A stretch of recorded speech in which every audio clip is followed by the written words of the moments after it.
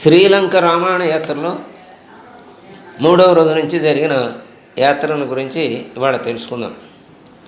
మూడో రోజు ఉదయం దంబుల్లా నుండి, అంటే దంబుల్లా అనేది ఒక ప్రదేశం అన్నమాట, అక్కడ బయలుదేరారు.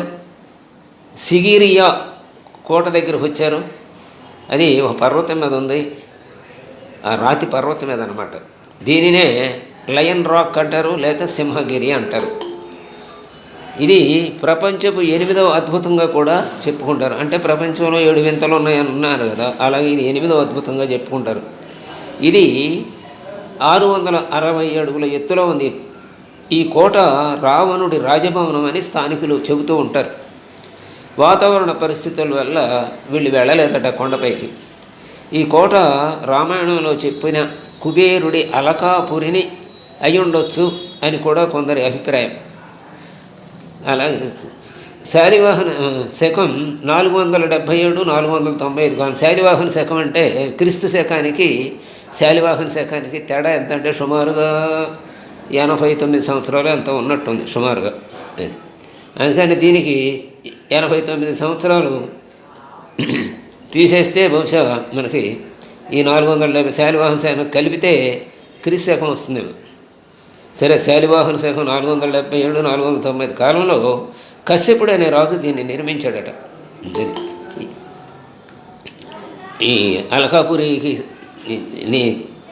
పోలినటువంటి ఈ కట్టడం రావణుడి నివాసం అని చెప్పారు కదా దాన్ని. అయితే కుబేరుడు అలకాపురి కావచ్చునని అనుకున్నారు కదా. ఈ కుబేరుడు అలకాపురినే కదా ఆయన తోలేసి రావణాసురుడు విమానాన్ని లాక్కున్నాడు, దాన్ని కూడా ఆక్రమించాడని మనం రామాయణంలో వింటాం కదా. అయితే ఆ తర్వాత ఈ కాలంలో కశ్యపుడు అనే రాజు దీన్ని నిర్మించాడట. తర్వాత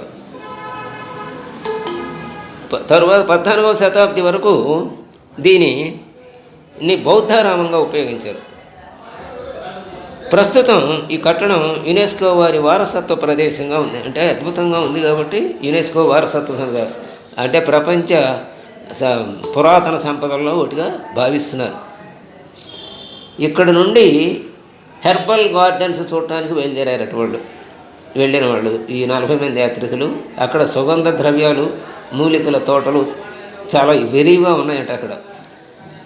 ఇక్కడ ఆయుర్వేద వైద్యం బాగా వాడుకలో ఉంది. మరి మూలికలు బాగా దొరుకుతాయి కాబట్టి ఆయుర్వేద వైద్యం అక్కడ ప్రాచుర్యం పొందింది అన్నమాట. సాయంత్రానికి వీళ్ళు మళ్ళీ తిరిగి క్యాండీ చేరుకున్నారు. క్యాండీ అనేది ఒక పట్టణం. ఇక్కడ స్థానిక ఆడిటోరియంలో ఒక సాంస్కృతిక ప్రదర్శన తిలకించారు. సుమారు గంట పాటు అద్భుతంగా సాగింది.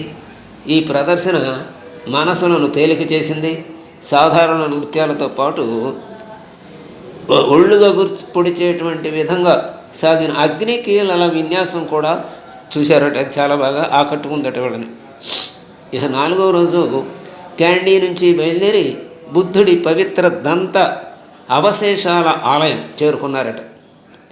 దీనిని temple of the secret tooth relic అని అంటారు, లేకపోతే శ్రీదళద మాళిగవ అని కూడా పిలుస్తారు శివణంలో. అంటే బుద్ధుని దంత ఆలయం అన్నట. ఆయన దంతాన్ని తీసుకెళ్ళి దంతాన్ని పళ్ళలో పన్నుని అక్కడ పెట్టి ప్రతిష్ఠించారన్నమాట. ఈ ఆలయం 15వ శతాబ్దంలో నిర్మించారట. బుద్ధుడి పవిత్ర దంతాన్ని ప్రతిష్ఠించి ఆలయం నిర్మించారు. ఈ దంత అవశిష్టం భారత్ నుండి తీసుకువచ్చారట. మరి ఆయన ఇక్కడే కదా ఉన్నది, ఆయన జీవితం అంతా గడిపింది ఇక్కడే, అందుకని ఇక్కడి నుంచి తీసుకెళ్ళారు ఆ దంతాన్ని. ఈ దంతం ఉన్న రాజ్యం సుభిక్షంగా ఉంటుందని రాజులు నమ్మేవారట. అసలు బుద్ధుడు విగ్రహారాధనే కూడదన్నాడు. చివరికి విగ్రహారాధన మొత్తం విగ్రహాన్ని కాకుండా ఆ విగ్రహంలోని ఒక భాగమైన దంతానికే ఆలయం కట్టించారు వాళ్ళు బౌద్ధులు. అంటే అటు జైనము ఇటు బౌద్ధము ఇవన్నీ కూడా ఈ హిందుత్వానికి ఒక విధంగా హిందూ మూలాల నుంచి వచ్చినాయి కాబట్టి వాళ్ళు ముందు అలా గురువులు కాదని చెప్పిన ఆ విగ్రహారాధన మానలేని స్థితి అన్నమాట అది. అంటే విగ్రహము అంటే విశేషముగా గ్రహించు స్థానము.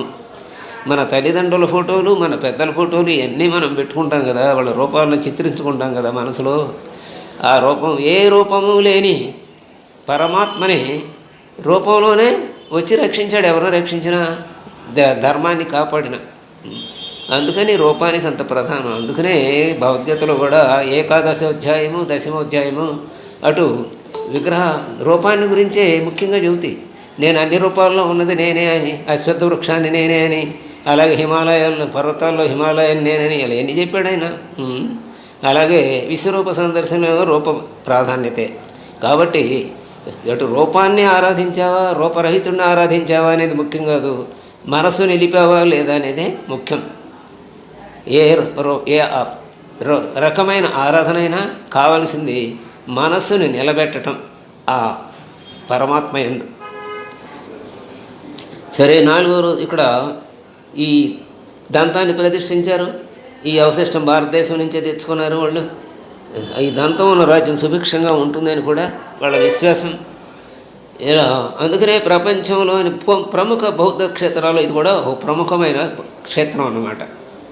ఇది సుమారు 6 మీటర్ల ఎత్తులో 2 అంతస్తులుగా ఉంటుంది. మొదటి అంతస్తులో బంగారు కుర్చీలో కూర్చున్న బుద్ధుని ప్రతిష్ఠించారు.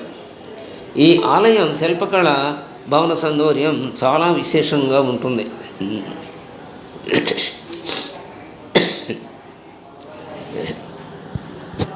చాలా ఈ సౌందర్యం చాలా బాగుంటుంది. ఇక్కడ గొప్పగా ఉన్నాయి. ఇక్కడ ఈ ఆ బంగారు సింహాసనంలో కూర్చున్నటువంటి బుద్ధ విగ్రహం ముచ్చటగా ఉంటుందని చెప్తున్నారన్నమాట. చాలా విశేషంగా గొప్పగా ఉంటే బౌద్ధులు శ్వేతవర్ణానికి ప్రాధాన్యం ఇస్తారు. కాబట్టి ఇక్కడికి వచ్చే బౌద్ధులందరూ కూడా తెల్లని వస్త్రాలు ధరించి తెల్లని పూలు తీసుకుని దర్శనానికి వస్తారు. వందల సంఖ్యలో భక్తులతో ఆలయం కిటకిటలాడుతూ ఉన్న మనస్సుకు చక్కటి పవిత్ర భావం కలుగుతుంది. ప్రతి సంవత్సరం జూలై చివరి నుండి ఆగస్టు మధ్య వరకు క్యాండీ బుద్ధ టూత్ ఫెస్టివల్, అంటే క్యాండీ ఎసల పెరహరా అంటారనమాట తమిళంలో. అలా టూత్ ఫెస్టివల్ జరుగుతుంది, బుద్ధ టూత్ ఫెస్టివల్. వేడుక సందర్భంగా వీధుల్లో అందమైన ఏనుగుల ఊరేగింపు, అంటే అలంకరించిన ఏనుగులు ఊరేగిస్తారు. అలాగే వివిధ జాతి నృత్యాలు ప్రదర్శనలు జరుగుతాయి అక్కడ. ఇక తరువాత వీళ్ళు అక్కడి నుంచి రంబోడా హనుమాన్ ఆలయం దగ్గరికి వెళ్ళారు. సీతను వెతుకుతూ లంకకు వచ్చిన హనుమంతుడు ప్రప్రథమంగా లంకలో ఈ ప్రదేశంలో ఈ రంబోడాలోనే దిగాడనమాట. కాలు మోపాడని చరిత్ర.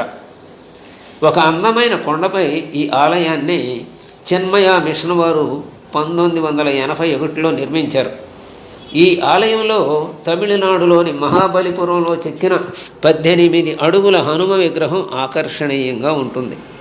అంటే తమిళనాడులో చెక్కిన మహాబలిపురంలో చెక్కింది 18 అడుగుల హనుమాన్ విగ్రహం తీసుకొచ్చి ఇక్కడ పెట్టారనమాట.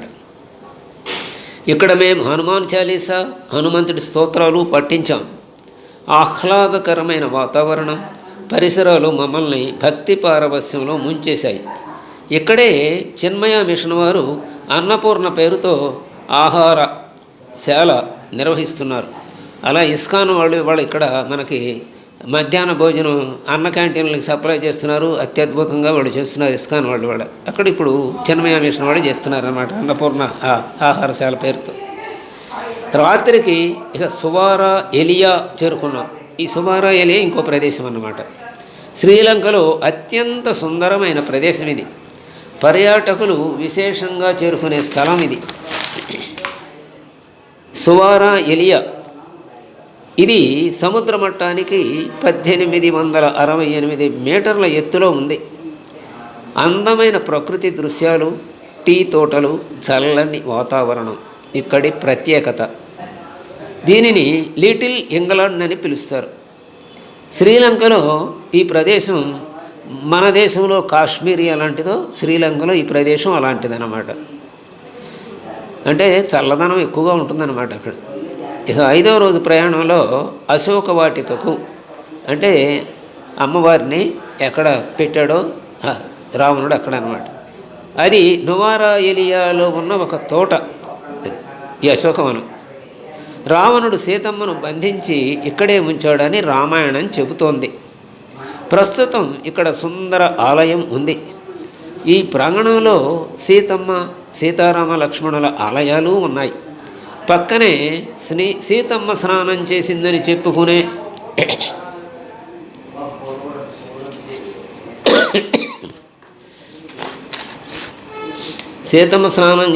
చెప్పుకునే ఒక నీటి ప్రవాహం ఉంది. ఆ ప్రక్కనే సీతమ్మ కూర్చుని ఉండేదని హనుమంతుడు అక్కడ సీతమ్మను దర్శించుకున్నాడని చెబుతారు. ఇక్కడ హనుమ మోకాలి గుర్తులు ఒక బండరాయిపై ఉన్నాయి. భక్తులు ఈ ప్రదేశాన్ని దర్శించి సాష్టాంగ ప్రణామాలు చేస్తారు. ఈ ఆలయం కూడా పూర్తిగా మన దక్షిణ భారత సంప్రదాయంలో భారతీయ తమిళులు నిర్వహిస్తున్నారు. ఇక్కడ మాకంటే ముందుగా వచ్చిన మరో తెలుగువారి సమూహం సీతారామ కళ్యాణాన్ని వైభవంగా జరిపేరించారు.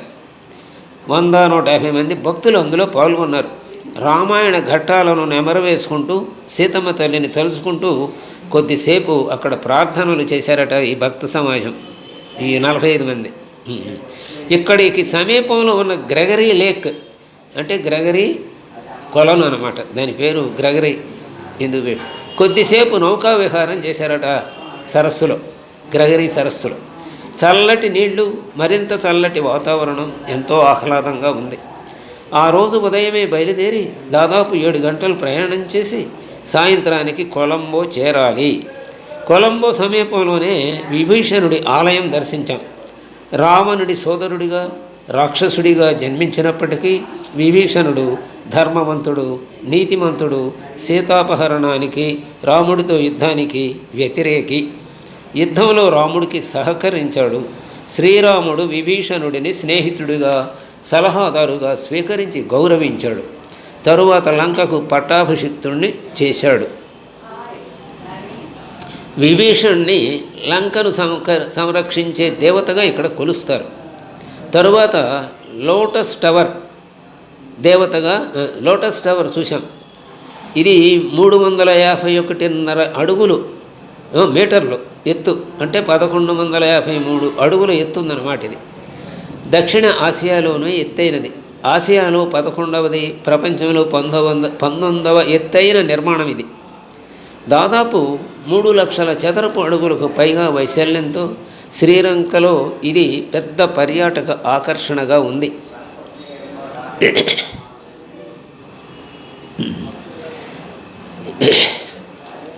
ఇక్కడ రివాల్వింగ్ రెస్టారెంట్లు ఉన్నాయి.